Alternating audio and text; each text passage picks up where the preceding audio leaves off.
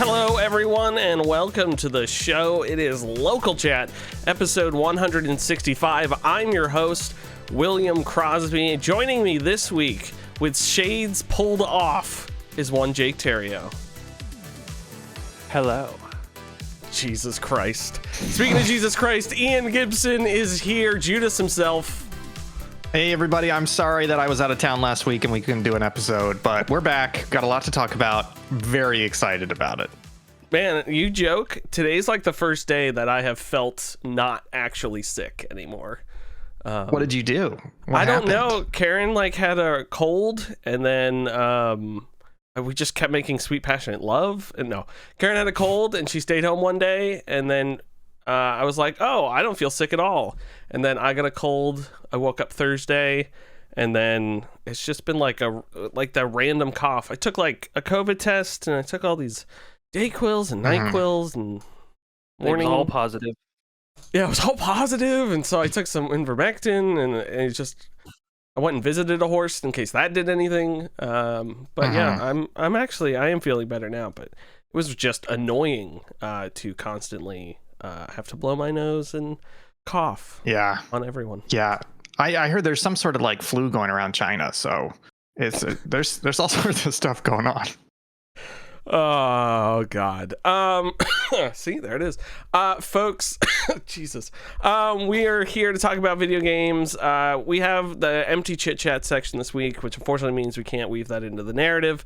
So we're gonna go ahead and yeah, we should probably cut out the whole sickness talk. That's right. Yeah. Let's go back to one. Everybody back to one. Reset. Yeah, everyone. Thank you.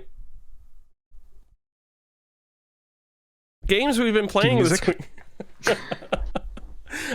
I thought you were going to go all the way back. I thought you were going to say, hey, everybody, welcome to Local Chat.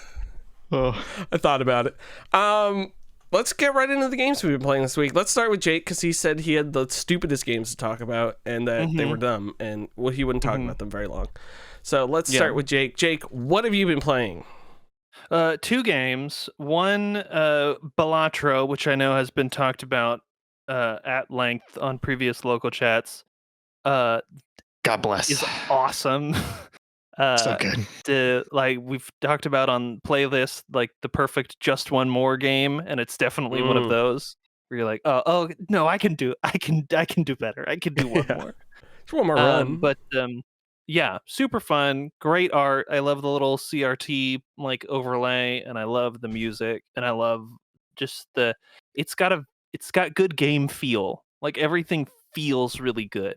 Maybe it's because I'm playing it on Switch too, and every little movement of the cards has like a tiny little vibration, so it's all very. It feels very, not like you're playing poker for real. Not a gambling game. It's not a gambling game. If any online distributors are listening, but yeah. Query, Jake. Because this is kind of my gauge for Balatro players, which I haven't asked Ian this question. Have you turned up the animation speed yet? Yes. Okay. Yeah, immediately. Yeah. Yeah. Well, not immediately. I felt like after 1 or 2 playthroughs where I was like, I understand what these animations are, I ramped it all the way up pretty quickly. I didn't know that was an adjustable setting, so I played it for like 3 days until I learned that. And the only time that I've ever turned it back down from 4 to 0.5 was on one of the boss blinds flips and shuffles the jokers. And so I turned it down real slow so that I could try to read what they were doing, so that I could then try to reorder them based on what I knew each of them did. That's wild. And then you crank it back up to 4. I think I finally figured out and fully understood the activation order for everything, for all the powers, etc. Whether it's in your hand, it's in the hand you play, whether it's a joker, etc. So I'm pretty good at rearranging stuff now to have it be optimized. Yeah, I think I'm only running at 2 times speed because 4 times I just was going to work up to it, and I've been too lazy to change it. Karen immediately went to 4 times, and she calls my game slow when she watches me play. I'll say normal speed does feel crazy slow after having played on 4 times speed for several days. I think she updated me before the stream. She's currently at 77 hours in that game. She's been playing a lot. It's a great, actually, it's almost a great podcast game. It's a good podcast game. And the reason why I say that is you pay attention too much to the game. So you have to be careful which podcast you put on. It's not passive, because I've run into passivity, especially on one of the boss blinds that says you have to play 5 cards, and sometimes I'll forget and then try to play like a 4 of a kind or something, and then be like, no, and so you have to be locked in. But it's my go-to. It's my go-to. I don't want to play a video game, but I have 30 minutes. You know, because not to tease an upcoming game, but if I want to play a video game, I play Dragon's Dogma 2. If I don't want to play a video game, I'm like, let's just play some Balatro then. You know? Yeah, it's not a real video game. It's for babies. It has supplanted Islanders as my evening couch game. Uh-oh. So, yeah. I have some travel coming up, and I'm not going to buy it on Switch, only because there's a mobile version announced, iOS and Android. They have not announced a date yet, but it is going to come out at mobile some point. So I'll just switch over there. Yeah. When it comes out. Yeah. You just made me think that Islanders, Jake, I wish it had to connect to a server when you played, because now that you haven't been playing it, the developers are like, hey, what happened to our server? Something's up. We lost our whale. Yeah, we lost our whale. No one's playing the game anymore. Their numbers are tanking. Those poor devs. Jake, tell me about your PP. Yes. So, in an ongoing effort, Hazel's not a huge gamer, but every once in a while we'll find a game that she can get jazzed about. Previously, it was Goose Game. That was the last one where Hazel played it, not with me looking over her shoulder. So on Game Pass, or not on Game Pass, it was on sale on the Microsoft Store. I saw this game called Pizza Possum, which looked to be, by the barest of, but the most casual of observations, as a Goose Game which is animals doing mischief in a fluffy setting. You play a possum, and you want to eat the pizza, and there's pizza all around this little Mediterranean seaside town, but there are dogs guarding it that you have to hide from and run away from so you can eat all the food. And it's fine.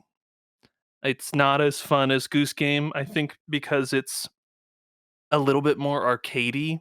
There's power-ups and a little bit of non-linearity in how you can get from the bottom of the village to the top of the village where the big pizza is. But it's fine. If it ever is on Game Pass for free, I'd say, yeah, give it a shot, but it's fine. It's fine.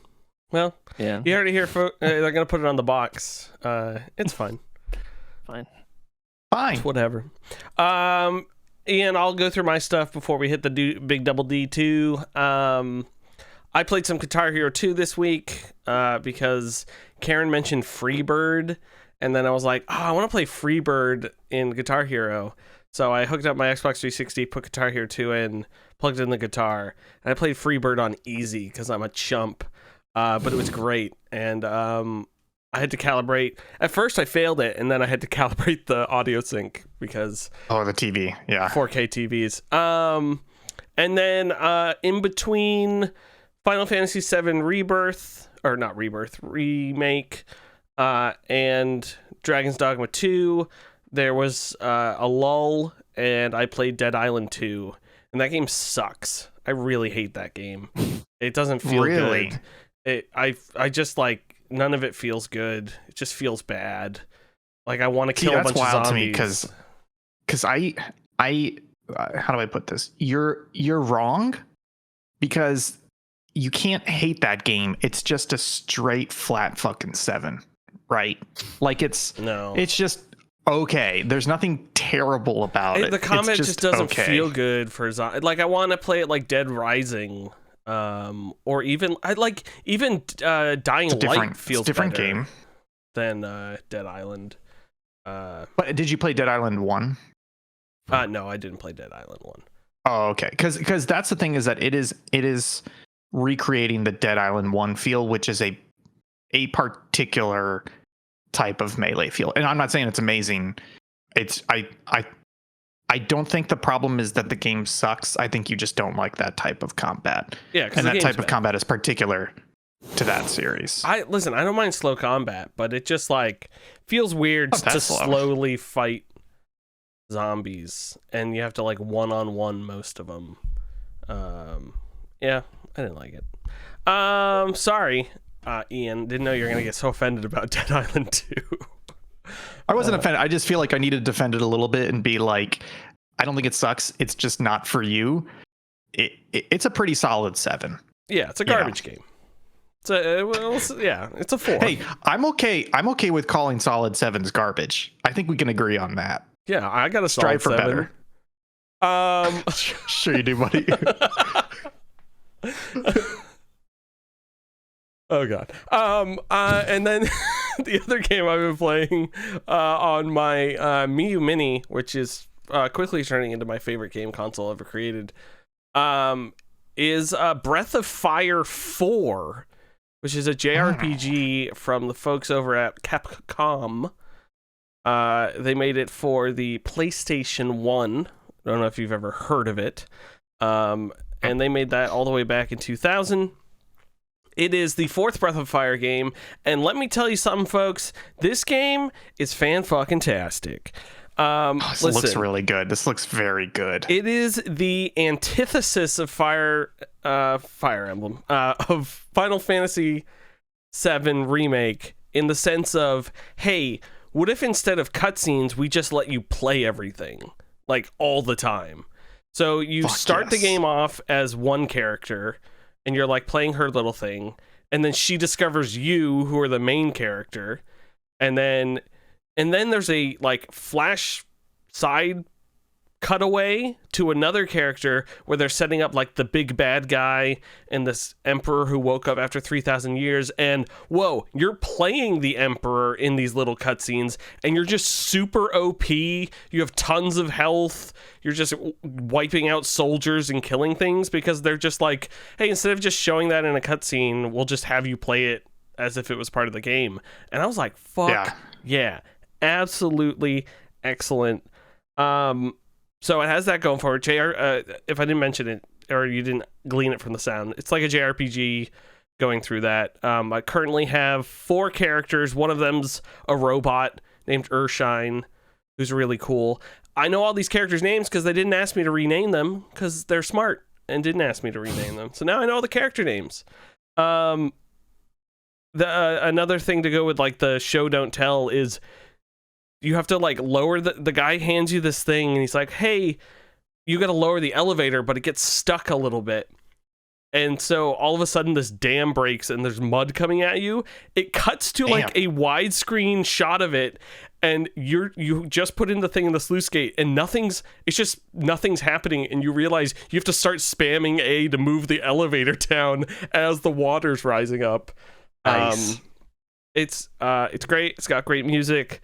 There's the open world, so you like, instead of going out in the open world, you're just walking on grid paths, or like between points, so connect the dots sort of map. But as you're on the connect the dots, sometimes you'll stop and there'll be a question mark, and then you enter like a small terrain of wherever the question mark is, and that's where you get random encounters and enemies. So like you choose to go get the random encounters. You don't have to like avoid them on the overworld map. Which is, I think, a great way of being like, hey, I want to grind a bunch, so I'll go to like the sub map to make sure enemies attack me and not get annoyed by stuff.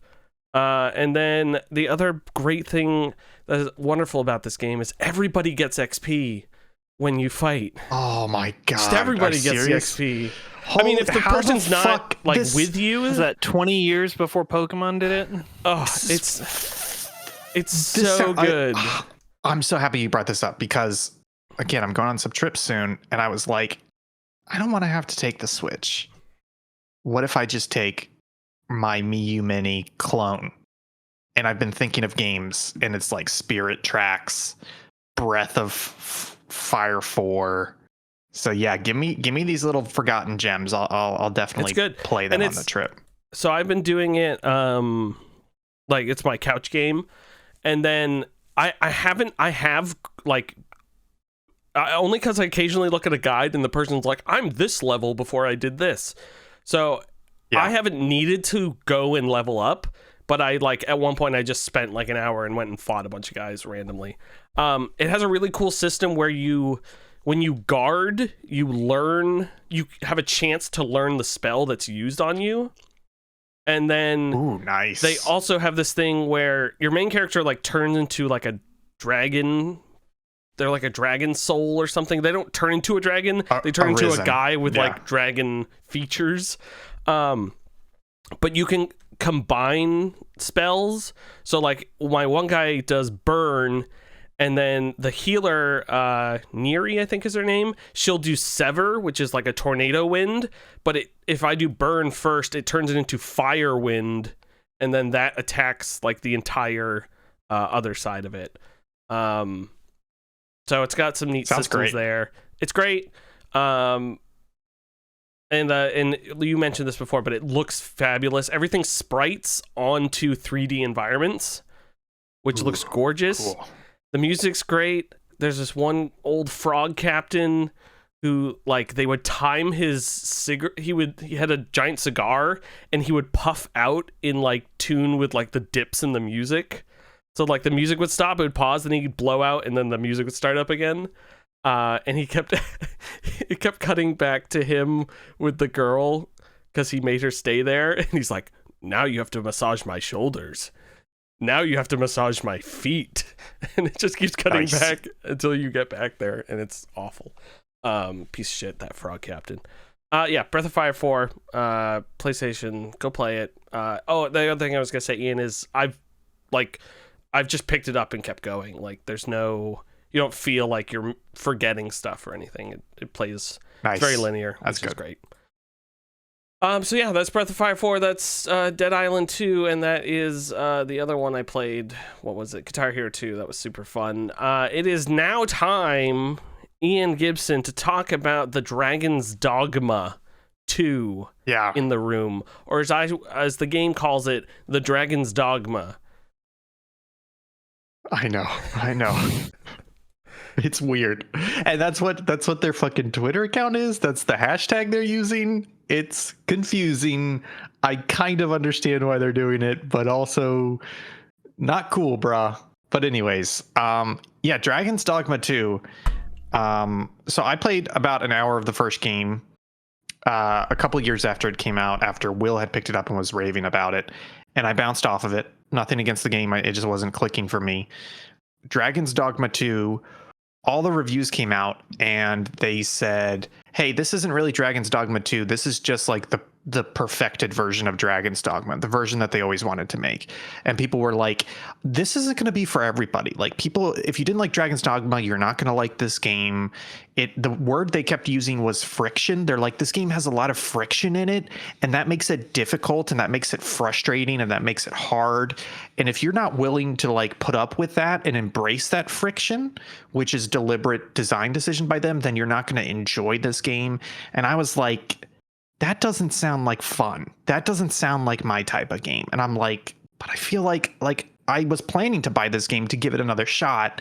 And I wasn't sure. And then what pushed me over the edge, honestly, was I looked at my Steam account and I had like $40 in my Steam account. And I was like, oh, so Dragon's Dogma 2 is only $30 for me. And I was like, fuck it. And I bought it. And I feel like I need to make a public service announcement, which is that all those reviewers are fucking liars. This game is not difficult. Like, this game is it's not fucking difficult at all. Like, there's not really friction.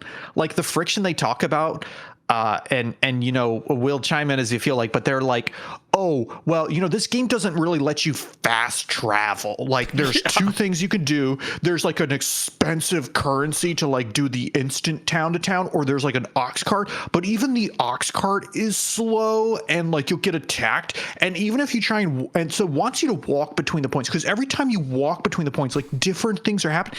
And I was like terrified. I'm like, I'm gonna drop this game like 2 hours in. It's gonna be a complete fucking waste of money. And I'm not saying they're not wrong in describing the mechanics, but like I've taken the ox cart like 5 times now, and only once did I wake up from an ambush. The other times are literally like go to sleep until the morning, go to the ox cart, pay 200 gold, get in the ox cart, press a button to go to sleep, and you wake up and you're fucking there. Like, is that your experience with the ox cart as well? Like, it's basically fast travel. The first time I took it, I fought a troll, which kind of went okay. The only time, like, I use the ox cart all the time. Yeah. And at this point, I'm in my 40s, and I'll like most of the time the ox cart won't have an attack, but if it does, it's over in like 5 minutes.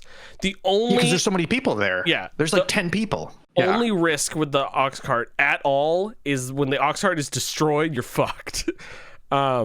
It can get destroyed very easily, and you're absolutely out of it. But that is the only issue with it. But I would say, even when I don't take the ox cart, like I try to go to locations for the first time on my own and then only do the ox cart as I've already walked this path before. Even when I walk somewhere, it will take, let's say 30, 45 minutes, but that is only because I am slowing. I'm deliberately doing all the encounters. I'm searching for stuff as it's going. I'm gathering materials. I'm camping just to be like, oh, let's get my max health back all the way up. If I discover that path and for whatever reason I decide to run it back instead of doing the ox cart, it's like 5-10 minutes. Like, it's fucking nothing. I'm sprinting the whole fucking time. So this is like, going back to the public service announcement. Like, don't fucking believe those reviews. This game is easy. I've died like 3 times. 2 of them I had a material that let me revive on the spot, and I was like, okay. The one time that I did fully die, it's because I was fighting a dragon in the wild, and my save put me back 100 feet from the dragon. Like, I can literally see the dragon from the save, and I'm like, I lost nothing. Like, this game is not punishing or difficult at all. The only difficulty is that even in the fucking quest, like a majority of the quests, they will tell you where to go.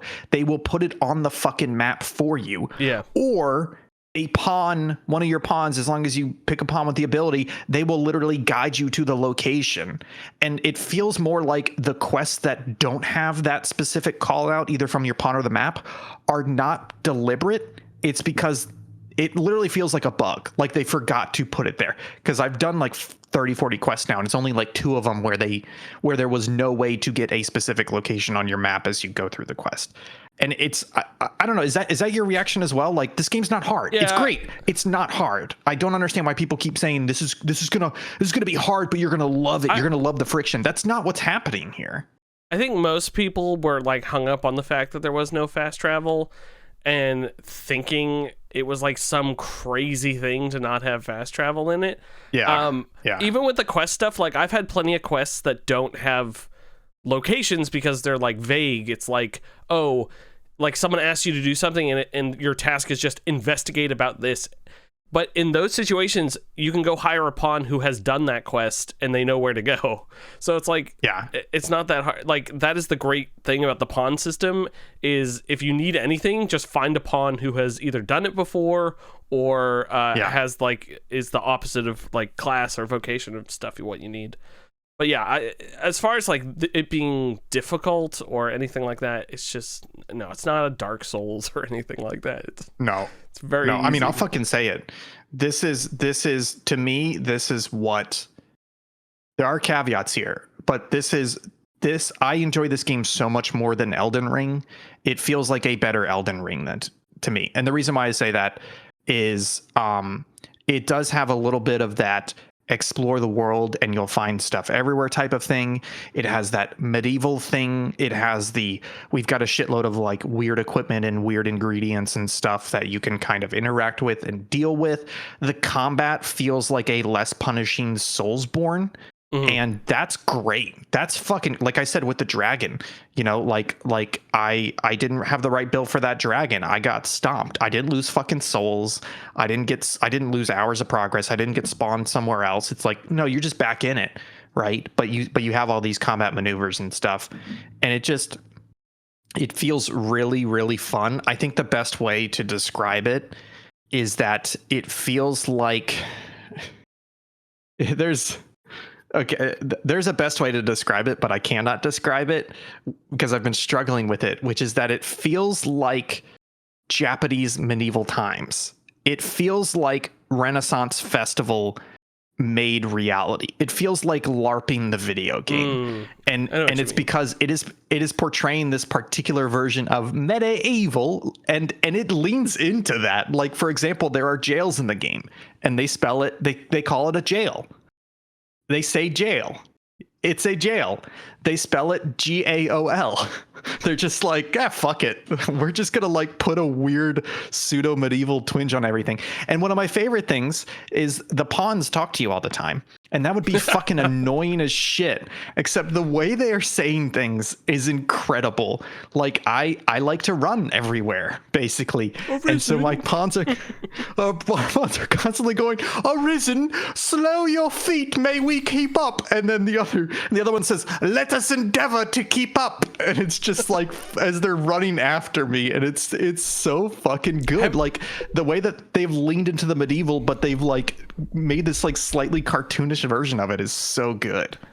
I'm not sure if you've heard of this because I've barely even heard of it, but apparently there's a disease pawns can catch betwixt traveling betwixt worlds, betwixt the rifts, betwixt the, yes. To let you know, Jake, the pawns constantly telling us about this disease they could catch on the bridge between worlds, and they're constantly talking about it. Did you read the article with the details on it? Is it not real? Or no, it's real. It affects you higher levels. It's wild. I mean, that's the other funny thing. I don't know what it is, Ian, but their explanations of it as I've leveled up have gotten deeper. Like they've told me more about it. Really? Because apparently they start by like being really overconfident and really good. Then they stop listening to the Arisen, and then apparently they've like red murdered. Eyes. They've red eyes. They've like murdered towns and like destroyed them. The way I understand it is basically if you get a pawn from the Rift, which is your way of sharing pawns with other players, etc., and they happen to have been infected in their game or been with a pawn that was infected or whatever, like Will said, there'll be a normal pawn. They'll start to be belligerent. They'll start saying like, no, or I don't want to do that. They'll have red eyes. And if you let it go for 3 or 4 days, at some point you will wake up, and wherever you wake up, especially if it's in a town, you will wake up and your pawn is gone and all the NPCs are dead. So you're walking around the town and all the fucking NPCs are dead. It's like a bubonic bomb went off, and it just kills them. Amazing. So oh, go Jake. No, I was going to ask, is this a thing that you have to then track down an item to cure them, or do you have to kill them? I don't think there's a cure. I think you just have to kill them. You just have to get rid of them. Like you have to detect that it's going on and fucking get rid of them. Because you have one pawn, which is your main pawn. That's your guy. And that's who you share with everybody else. But then there's 2 other slots in your party that you are regularly rotating other pawns out, because you could have the same guys forever, but they don't level up. So like I have a pawn, he's level 20. Gertie, she's my wife. She's level 20. And if Will grabs that pawn, it's a level 20 pawn with all her powers and everything, but she's not leveling up. So as Will goes past level 20, he gets to level 30, he's going to be like, Gertie's not cutting it anymore. Let me go find another pawn. So basically you have 2 slots in your party that you're constantly rotating out with the main pawn from other people. So it's basically you and your main pawn, you're dicking around, and then you have 2 rotating slots. But this disease is being passed around the pawns. So as you're rotating slots, you may accidentally pick it up. It's wild. Ian, do you ever go to morgues just to see who's dead? No. No. I just don't want to use wake stones. Well, it's 5,000 gold to see it. At least it was in Backbatal. But I went and visited because I killed 2 people, and I accidentally used a wake stone on them to revive them. And then I just want to see who died. And there were like 10 other people who were dead. And I was like, how did these people die? But oh yeah. Sometimes I come across dead NPCs and it's too guilty of me to leave them there. So I always use a wake stone. Really? So I have like That's one wild. wake stone, but yeah, it's and also I was gonna say, as far as fast travel, I have so many fairy stones.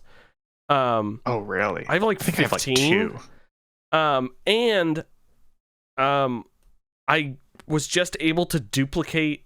I found 3 port crystals today, and I was able to duplicate one of them. It's part of a quest. You just get to duplicate something, and so now I have like 5 or 6 port crystals that I just need to go place in like all the important places to fairy stone. It's not a big deal. The other thing I do want to call out about this game though is that the combat is very, very good. So basically you have what they call a vocation, is basically your class, and you start the game picking a class, and your main pawn has a class, but then you can pretty quickly, I think you start with 6 vocations, or is it just 4? I think it's 4. It's 4, and then they add those other 2 at Vermin. Yeah. There's 4, and then they add 2, and then I think there's at least 2 more, maybe even 4 more. But the point is, 3. But the point is, like, they don't lock you in. Like, I started as a fighter. I played that for maybe the first 8 or 9 levels, and I was like, I'm enjoying this, but this feels a bit too basic. And then it was like 100 gold at town, which is like nothing, to switch to the warrior. Try that out for a bit. Like, there's just no fucking punishment at all to switch. It's just that you have to like switch out your equipment and armor, which again is not that expensive, and you can usually find that for free. So I tried warrior for a bit, and now I'm enjoying the thief, and there's a lot of like movement abilities, and you want to have your pawns as other classes, so you start to see them doing crazy stuff, and you're leveling at least your main pawn, you're leveling them up and giving them new skills and everything. So it's one of those rare games where I'm not going to say that I'm going to try every single vocation or class, but I've tried 3 of them so far, and I feel like there's at least 2 or 3 more that I'm going to try at some point, because it's so easy to switch. You level up pretty quickly, so once I switch, I can get up to speed again.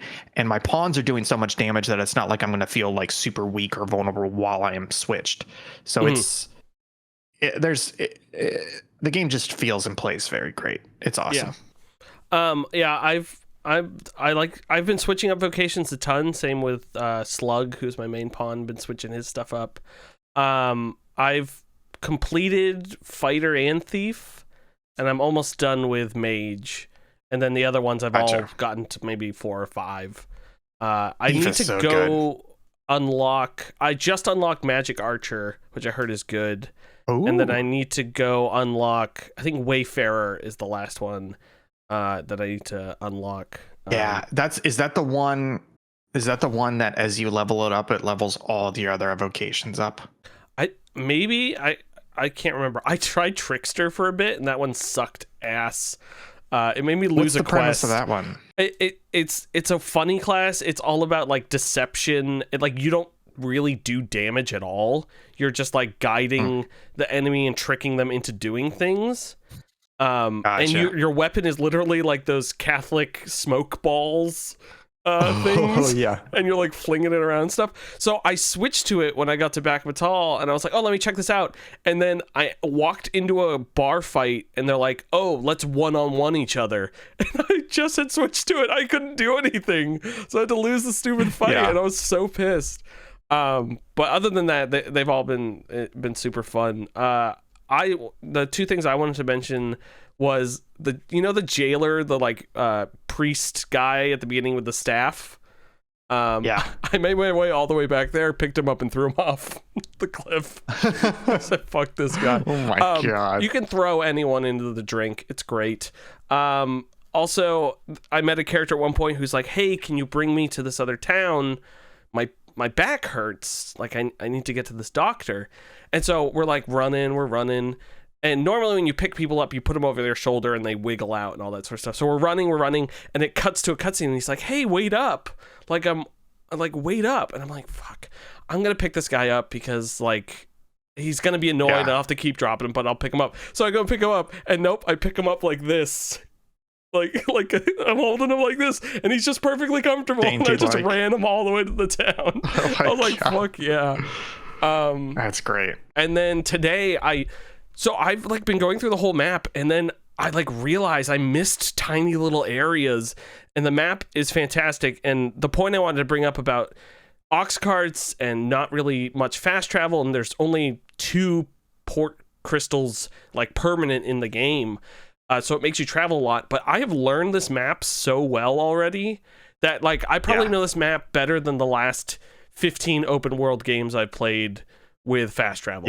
Just because I'm constantly redoing these routes, going back and forth. I found secret ways between like crossing the border and like all this sort of stuff. So that familiarity rules. And then today I finally found the Sphinx, who does all these riddles. And Ian, do you know anything about the riddles? No, I just know there's a Sphinx. That's all. Okay, I will tell you so you don't cry. One of the riddles is to go back to where you found your first Seeker's token. So try to remember where you found that. So that's why, because I saw when I looked up what Seeker's tokens were, somebody was like, remember where you got your first one. So, and I do remember. Seeker's tokens are great. They're just like collectibles in places of interest, scattered around the map, and you turn them in at the Vocation Guild and they give you presents for a certain amount of them. But yeah, I got to that and I was like, fuck. And I had heard that when I was like 15, 20 hours into the game, and I was like, okay, I think this is the first one. So I like locked it in my head, and today I'm at the Sphinx, and I went to that, because you have to go back to the spot. Went to the spot, wasn't my first one. So I pulled up the like those interactive website maps that shows all of the Seeker's tokens, and I just marked like 15 of them that I wasn't sure if I got or not, but they were all like within the starting area, and I went to all of them. And of course, where it finally was the one I said, oh, there's no way I got that one first. I'm pretty sure I got that one second, so I was so pissed, but I at least managed it. But yeah, Dragon's Dogma 2, it's super fun. I'm almost done with it. I went through the campaign a little too quickly. It's a very, very short campaign. So I'm like, if I walk into a room, I think the game ends. So I'm staying away from that space. There was an incredible set piece leading up to the last mission that was super fun. But yeah, I'm really enjoying it. I can't stop playing it. I think I already have like 40 hours in it. Oh wow. I think I'm at like 12 to 15 hours. I'm level like 21 or 22. I'm about to go to the second area. I kind of avoided the second area until the main quest was like, hey, you should go to the second area now. So that's right where I'm at. Yeah. There's I'm excited to watch you play on Sunday, because I think it'll be fun to not like give you like reveal things, but just be like, oh, did you know this? Like compare information. Yeah, it's very fun. I highly recommend it for people who like JRPGs. I also was thinking the Elden Ring the whole time. I think it has a little bit less fun discoverability as Elden Ring's map, but I think as a casual RPG player, the difficulty being stripped out of it for a different type of gameplay is a good balance for that. And it just feels like a way more approachable and, dare I say, rewarding than Elden Ring, and rewarding in terms of like, it has story that is understandable and enjoyable. You know, it has combat that feels enjoyable. Whereas Dark Souls is like, we're going to punish you and the rewarding is when you finally succeed. This is like, no, pretty much every combat encounter you're having fun, etc. Yeah. So it's just a more approachable version of Elden Ring. Yeah, I is this on the GOTY list? Oh, for sure. Yeah, for sure. 1,000%. Yeah, it might be it's currently my game of the year, but we'll see.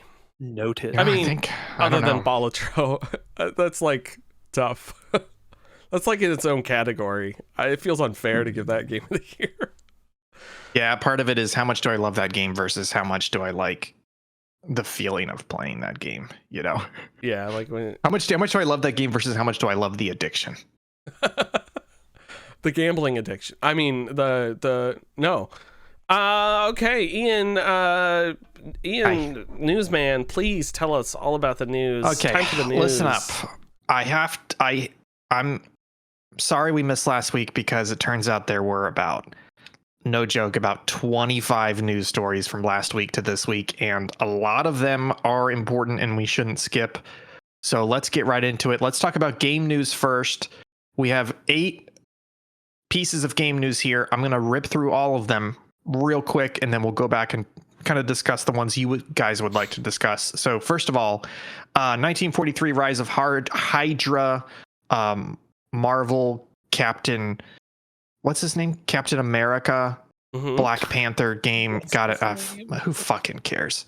Larian Studios decided they're not going to make Baldur's Gate 3 DLC or expansions or Baldur's Gate 4. They said they're thinking about their next game, and it's not going to be based on D&D. GTA 6 production has reportedly fallen behind as Rockstar urges staff to return to office to avoid a delay and for security reasons. Bend Studios, infamous for Days Gone, has said their next project will be a AAA live service game. Wait, next project? They haven't finished their first project. Yeah, they did. Days Gone. Days Gone.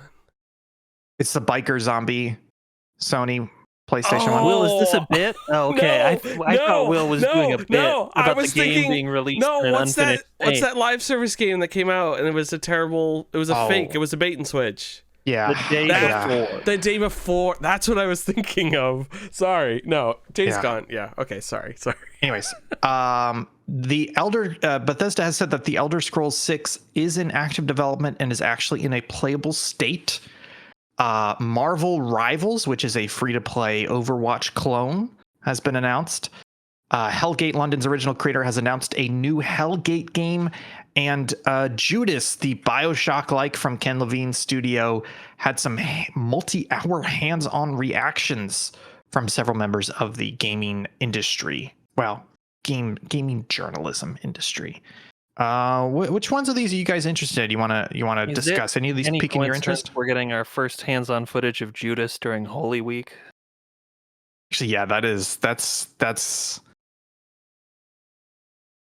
probably a good time to do it.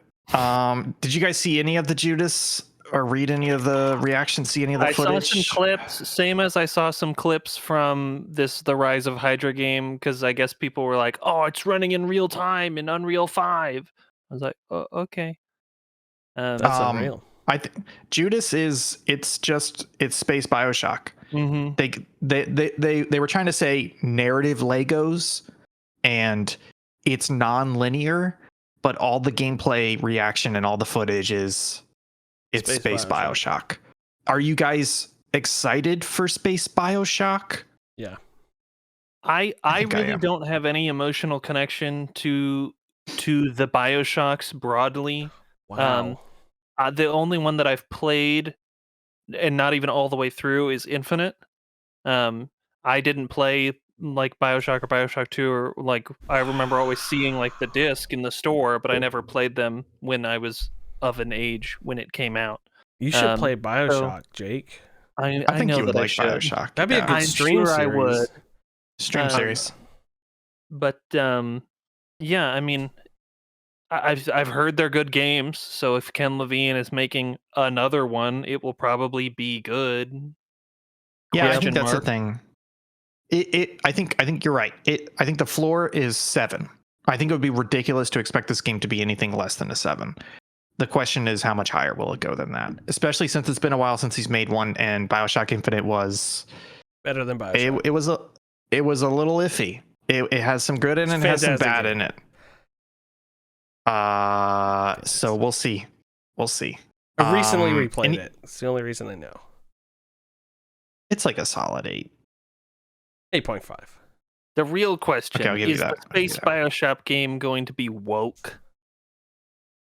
BioShock famously unwoke. No, famously. BioShock was woke. No, it was on that. It was on the list of the best conservative games, because that side of the political spectrum has no media literacy. I forgot. Yeah. Any of these other games you guys want to talk about or discuss? I'm excited for Elder Scrolls 6. That's all I will say until that game comes out. Are you? Oh, Will. Do you remember Starfield? Yeah, Starfield was Are awful, but it's not Elder Scrolls. Skyrim was tolerable. It's no I Oblivion. Remember Fallout? You remember Fallout 4? I don't Fallout think 4 if- was. Hold on. If you swapped out every detail of Starfield with something from the Elder Scrolls universe, that wouldn't make it a good game. Yeah. No, but That's the also thing. Elder Scrolls has a lot more lore behind it, so I don't think it would necessarily fall into the Starfield trap where it felt like they didn't come up with enough lore. I'm not sure it was even a matter Yeah, of no, I them could not see having that. enough lore. It's them they Or like never details.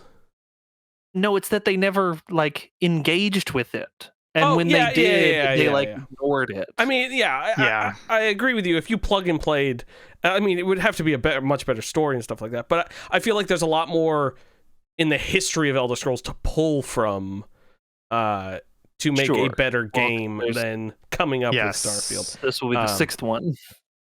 And at I the end think of the Fallout 4 day- is fine, except for the main character having a voice. Is literally the worst part of that game.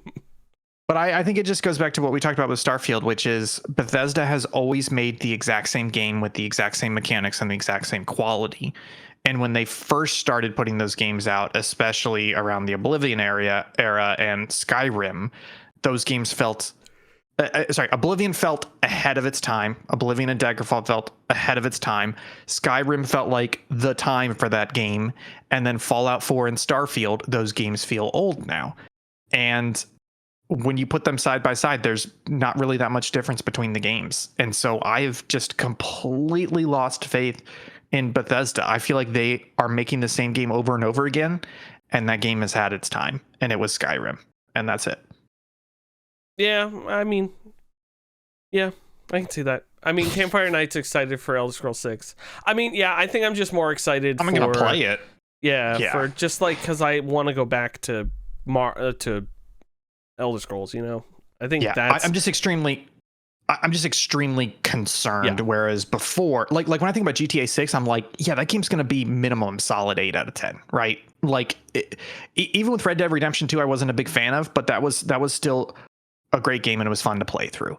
I don't have the same thing with Bethesda anymore. Bethesda has made some stinkers now, multiple stinkers that I'm like, I don't know if they're going to make a good game here. I'm excited to play it. I hope they make a great game. They just don't get the benefit of the doubt anymore. Yeah, I think I'll be much more forgiving. Like, if Starfield was an Elder Scrolls game, I'd be way more forgiving of it. And that's just a fact. Like, You've bought in. That's fair. That's fair. Yeah. It's like me and Destiny. Let's move on from games. Let's talk about business news. 3 quick hits here, and then we'll have one that I want to go into. No. Okay. Quickies. Helldivers 2 is so far USA's best-selling game of the year with nearly 60% of the sales on PC compared to the other 40% on PlayStation 5. Embracer Group has divested Gearbox Entertainment for $460 million to Take-Two Interactive. If you remember previously, Take-Two had sold Gearbox to Embracer. And Sega has sold Relic, which will become independent. And Relic's going to cut about 240 jobs across UK studios as part of that restructuring. Those are the quickies, but let's talk about the news story here that kind of blew my socks off. Have you guys heard of Monopoly Go? No, not until this very moment. I have seen one commercial for it, and then I saw this wild fucking news story from Kotaku, which has said that Scopely... Okay, but first of all, Monopoly Go, launched in April 11th, 2023, has made over $2 billion and been downloaded more than 100 million times. So this is a hit of a mobile game.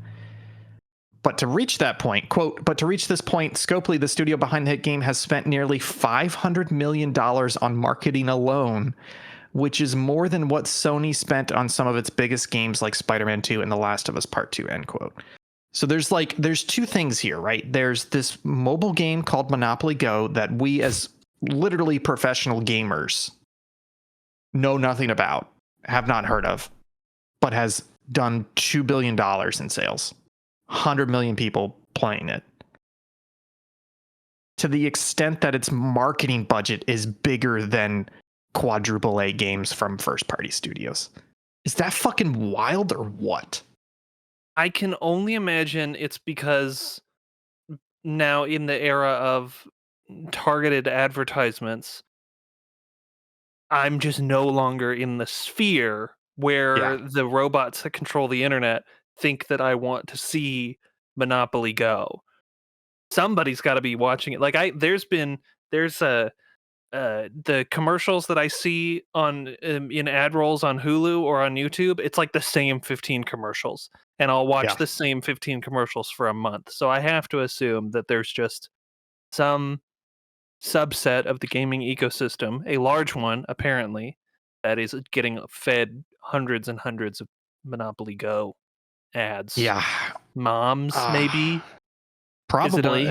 Moms love Candy Crush, and that was fucking and huge. It's like for a game that they know. It's a name that they recognize because it's old. Yeah, it's a brand they can trust. Sorry if my mom is watching. You're not old. Jake's mom's moms. MILFs, right? Yeah, I think this really hammers home the point that Microsoft bought ABK for $80 billion. Was it 80 or 60? I can't remember. They bought them for dozens of billions of dollars. An ungodly amount of cash. And we focused on Activision and Blizzard, but what Microsoft kept saying the whole fucking time was this is going to bolster our mobile strategy because they got King, which was Candy Crush. And we keep forgetting, it's easy to forget because honestly, fuck that market, but mobile gaming market is enormous. And in some ways, this is a very clear way, bigger than the two biggest fucking quadruple A games that Sony has put out in the last couple of years. It's wild. And when Balatro hits iOS, the moms are done. Yeah. This industry's changing. Over. They're going to be gambling their life savings away. Yeah. I just remember I saw this in an article about a year ago that the Chick-fil-A mobile app is built by a team of like 7 developers, like something very, very small. And that app does billions of dollars of revenue per year. It's fucking wild. Like the mobile market, filling out a form essentially, right? Well, I mean, no, it's a fully fleshed out app, but the market is such that you can very easily build and ship these apps and all of a sudden have it hitting literally billions of phones around the world through Play Store, through the Apple Store, etc. So I'm not one of those people that's like mobile gaming sucks and it's ruining things. It's just the market is shifting in a colossal way out from underneath our feet. And I wasn't paying attention to it at all until I saw this article. I'll probably forget about it next week because it goes back to, PS5 Pro's coming out. Ooh. And it's like, end of the day, that is increasingly not fucking mattering when we have mobile game market like this. Maybe Apple just put it on all our phones like that U2 album and just none of us noticed. Could be it. All right. Before we hit the biggies, let's drop down a little bit to the movie news section. Guys, there is a Sims movie in the works with Margot Robbie as a producer and Vertigo and Loki director Kate Herron. Wow. How do we feel about a Sims movie? I hope they speak Simlish. Conceptually, so if it's all in Simlish subtitled, that would be incredible. But I mean, conceptually, but I like. I mean, Margot Robbie is a great actor, and she did a great job producing Barbie. I liked Barbie. I liked the first season of Loki. I can't remember specifically what episodes Kate Herron directed, but I imagine this is a pretty fertile ground for something kind of Lego movie-esque. But yeah, it's Barbie. Will, have you seen Barbie yet? Yeah. Do you like Barbie? It was pretty good. Barbie blew my fucking tits off. Barbie was incredible. Barbie is one of those movies where you're like, oh, I didn't realize you could make a movie like this. You know, it's one of those things where somebody hands you an IP, especially an IP like Barbie, which already has dozens of movies, and it's like, oh, it's Barbie. We'll just do a generic Barbie story, right? And then for Greta Gerwig and Noah Baumbach to just be like, no, we're gonna do this serious. We're gonna make it funny. We're gonna build all these tones and things, etc., into it and different themes, and still have it work. It blew my mind. So now that I'm thinking about Sims, there's this thing where I'm like, yeah, you absolutely could make it as good as Barbie, but you have to get the right people. And then there's a third part where I'm like, but Barbie already did it. You know what I mean? Like, it wouldn't be exactly the same movie, but in my head, the best way the Sims movie comes out is exactly like the Barbie movie. And at that point, I'm like, okay, but then it's not going to be as it's not going to splash as big as Barbie did. But also, like, Sims is like a sandbox game, so it could literally that's why about I brought up anything. the Lego movie. I think in a very similar kind of way, you take an IP and you give it to the right people, and they're able to do something a little more creative with it than just like a strictly brand movie. Yeah. I mean, hopefully they don't go woke like Barbie. Yeah. But are they going to make the problem is they're woke? They're dealing with EA though. Are they going to show the woohoo? Like part of the reason Barbie worked was because Mattel like gave them that leash and was like, yeah, you can call us sexist. You can call us the company that's giving you money and the IP to make this movie. You can have us in the movie and call us sexist and make us the bad guys. And I don't see EA allowing that. I see like this being in development hell and being canceled because everyone at EA is looking at the dollar signs, not the how much are we going to let them make fun of us leash. I don't know. Is this going to come out before or after the Polly Pocket movie?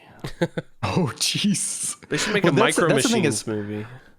I don't think this is going to be in development hell. I think this is going to end up like the Mario movie, but slightly worse. In terms of the Mario movie, they were like, okay, known quantity. We need to hit like the lowest common denominator that's going to make people happy. Give it to the Minions studio, and they just made Mario a Minions movie, right?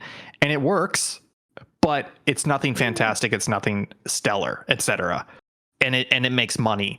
I see them doing the same thing with The Sims. They just need to find who that generic studio and generic format is and give it to them, and it'll come out and it'll be a solid 6 out of 10 and make $300 million. You know, fit the Eli Roth. Yeah. Now that the Borderlands movie is finally coming out,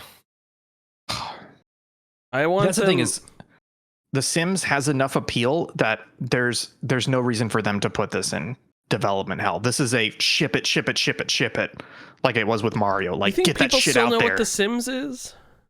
Yes, I 100%. Just saw a commercial for an expansion called Backyard Stuff. You saw a commercial? Where did you see it? Yes. I'm not going to be... This is not sexist. There are so many fucking women. Sims fucking women. To women... Sims to women is like Madden to men. Like, there are gamers that only play Sims. And they don't even... And every expansion comes out, they buy it, and they just play it constantly. It's the same thing with people who play COD constantly and they buy the new one every year. Same thing with Madden. There are people who just play Sims, and it's largely a female audience, which is why we're not necessarily aware of it. Yeah. I want them to recreate that meme where the lady's on the computer and the baby's on fire on the floor. I hope that's in the movie. Yeah. And it's serious. Yeah. And the screen Anyways, no, kidding. Let's close this out with some serious fucking news. All of that was aperitifs. All of that was antipasta. All of that was appetizers. Still like 15 stories. No, that's it. We have below the cut line. There's so much. Yeah, it's down there. 2 big news pieces, folks. It's leaked again. Sony's PlayStation 5 Pro. It has leaked on their dev portal, which is for developers with access to hardware information, etc. Basically, it is supposed to be up to 3 times faster and is planned for holiday this year. At the same time, we had some leaks yesterday of the Series X Digital, which is an all digital version of the Series X. This was rumored after the PowerPoint leaks from the FCC case several months ago. But this would basically be an all digital Xbox Series X. We didn't get any more information on terms of hardware or pricing on that, etc. Do either of you give a shit about PS5 Pro or Series X digital? No. Switch 2 is all I care about. Yeah, that's the one that actually needs the hardware, right? Are you Yeah. guys upset with the current generation hardware right now? No. No, I'm only upset I bought a PlayStation 5. Why do I have one? I don't know. Oh, that's a good question. I'm surprised you're saying that, Will, though, because you're playing Dragon's Dogma on the Xbox, right? Hell yeah. And that shit's locked 30. Yeah, it's been fantastic. Yeah, no, fuck you. See, I think that's where you got a little bit of the goggles on, because I deliberately bought it on PC to play it at 60 FPS and above, and it goes between 45 to 60. And seeing like you've posted a couple clips and seeing clips of other people playing it on the console at like 30 and below FPS is like, that's one of those games where I'm like, but let me put it this way. I don't want to play the game like that. I deliberately avoided buying a console version because I didn't want the game to run like that. But I don't think that's the console, that's the game, right? Like, I don't think the problem is the hardware of the PS5 or the Series XS. It's the games and the developers properly optimizing the games. Like Jedi Survivor was a fucking train wreck on all versions and was having issues, and it wasn't because of the hardware, it was because of how the devs did it. So yeah, I didn't know it was 30 until you just said that. I thought it was 60 this whole time, so it hasn't bothered me. It like looks like 60 in a lot of situations, so what? It may be because my TV's on 120, but I was gonna say, do you have motion smoothing on? No, I don't have motion smoothing on, but I don't know. I'm pretty sure, yeah, it's like locked. It runs 30 fantastic on on the Xbox. So yeah, so it's one of those things. The only caveat though is I purchased an Xbox One X. I had an Xbox One and I purchased an Xbox One X because of one game. Can you guys guess what that game was? Was it Red Dead Redemption 2? It was Red Dead Redemption 2. When Red Dead Redemption 2 came out, the only console it was running at 4K on was the One X. It wasn't running at 4K on the PS4 Pro or the Xbox One or the PS4. And GameStop had a deal where it was like $200 off the One X, etc. So the only thing that makes me want to buy one of these consoles is that there's a rumor that GTA 6 is going to be locked 30 FPS on these consoles. And if they came out and said you can only play at 60 FPS on a PS5 Pro or a Series X2 or whatever, I may be tempted. Oh, yeah. I mean, the PS5 Pro I'm less tempted for because I'm not on their ecosystem as much.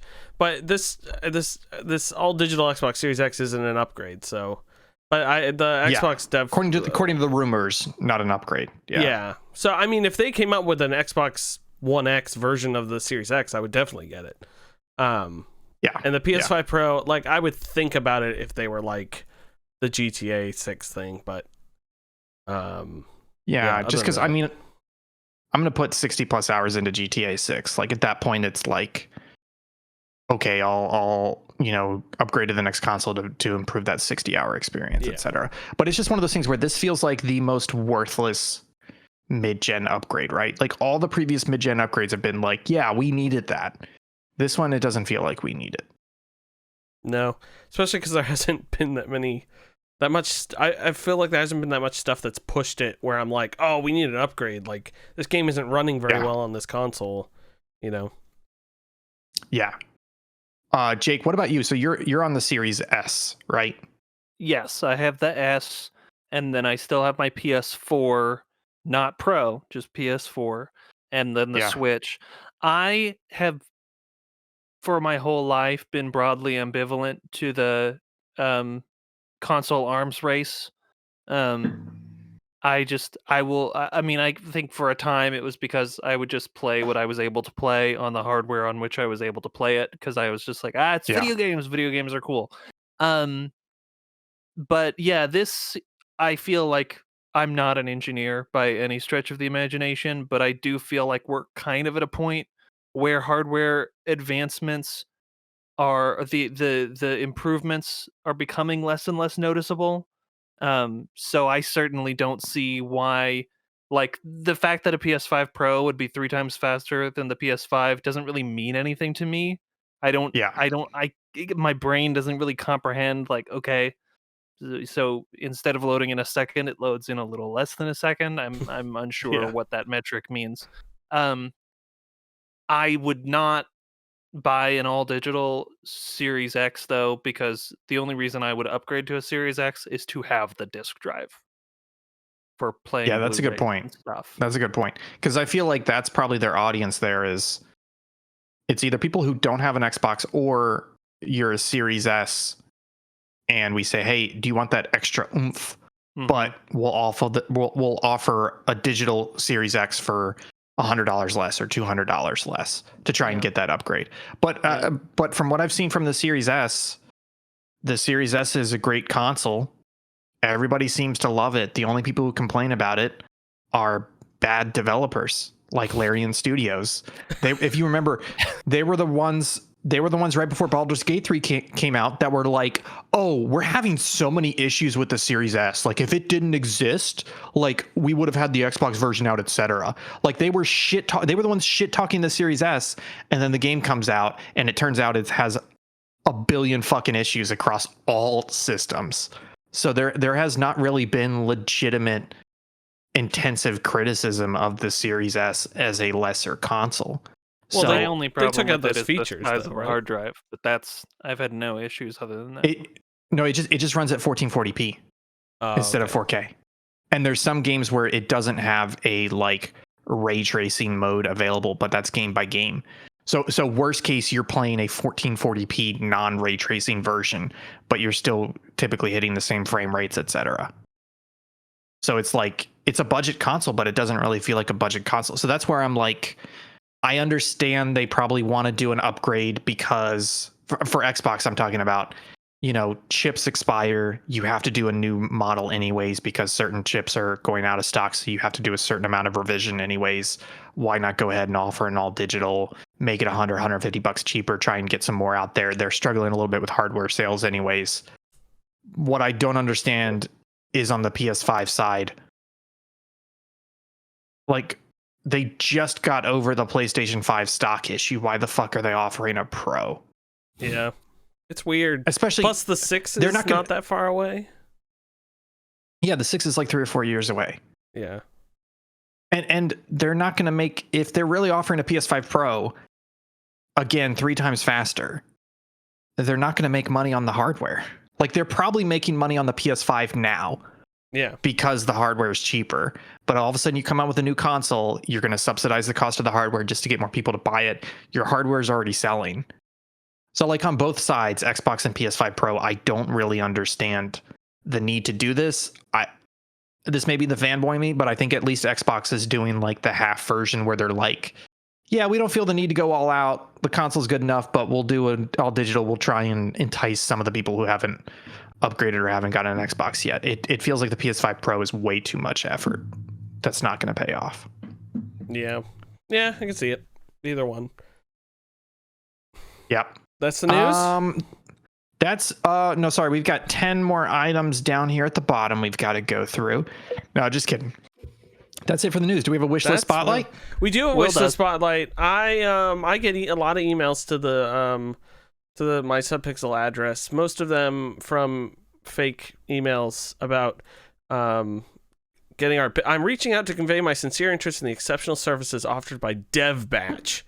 They just kind of subpixel into these pitch emails and send them to me. But sometimes I get good emails like the Seats and Suites guide box for the 2025 Waste Management Open. Do you guys want to go to that? Do you want seats to that? The Waste Management Open. Wait a minute. Is it a golf tournament that's sponsored by Waste Management, or is it some sort of garbage collectors competition? No, it is. But how old is that email? Because that happened a while ago in Phoenix, and the reason why it's popular is basically so many people showed up and got super, super drunk, and they were not checking tickets that the cops had to like shut down the event early and shut down beer sales because it ended up just being a whole bunch of drunk people storming a golf course. Amazing. Well, for Wednesday, we can pay $35,000. So I don't know what that means, but it just says Wednesday for $35,000. Probably worth it. Regardless, sometimes I get good emails from indie developers. I don't know how they found my email. It's probably somewhere, but I'm glad they emailed me. This one was from Artifice Studios, and they're making a game called Legends of the Round Table. And normally they're paying me $10,000. No, they're not paying me anything. It's just send me an email. But normally I it's a Wishlist Spotlight. We're going to spotlight indie developers. This game looks freaking awesome. Legends of the Round Table, 2.5D game in like, it's almost in like the Pentiment style, but more of the stained glass version of Pentiment. It's made by Artifice Studio in Quebec, Canada. Invites players to embody what being a knight in the 13th century was all about, while artfully weaving together authentic art, period-accurate music, and genuine Arthurian tales. It just looks like a lot of fun. So they have a gameplay video that just came out on their YouTube channel. Legends of the Round Table official game announcement teaser and official gameplay are up there. I thought it looks cool. Go check it out. Thanks for emailing me, by the way, if you end up watching this. This stuff's really cool. I love when people email me. The main ways I find out about indie games is either Twitter or if someone emails me directly. So it looks neat. This little GIF that they sent in the email, I should find out how to post that somewhere because it's so cute. I'll put it in the Discord. Join our Discord. Anyways, that's a Wishlist Spotlight. Go check them out. They're also on Steam, so wishlist them on Steam as well. Say the name again. Once again, Legends of the Round Table. They keep abbreviating it as LOTRT, which just makes me think Lord of the Rings, as Ian said in our group chat. Lord of the Rings table, which I would also take a Lord of the Rings table. So I'm going to email these guys back saying, hey, I did it. Wire me the 10K, please. Wire me the 500 million for your... Oh, look, Mr. Monopoly's next to me. Hey, buddy. Their advertising campaign got on the podcast. Oh, That's no. Crazy. Absolutely crazy. Fell right into their trap. Fell right in. I think that's it. That's the show. Let me hit the exit button so we can get the frick out of here. Folks, I have been your host, Will Crosby. That's Ian Gibson and Jake Terrio. Almost swapped the last names. We will be back on Sunday at noon Eastern playing some Dragon's Dogma 2. Ian's going to be playing that. I'm going to be making his life a living hell. Then we'll be back, I think, Tuesday, probably more Fired Emblem, and then more Local Chat next week. Subpixelfilms.com is where you can find all of our hot content, see all that good stuff. That'll put you on the link tree. Check out all that cool things. That's about it. I think nothing else going on. Enjoy your weekends. Enjoy your lovers. Enjoy your foods and all that sort of stuff. Jake's saluting because he's a man of the army. Don't go woke, folks. Remember, Subpixel says don't go woke like the Barbie movie. See y'all next week. Bye. Bye.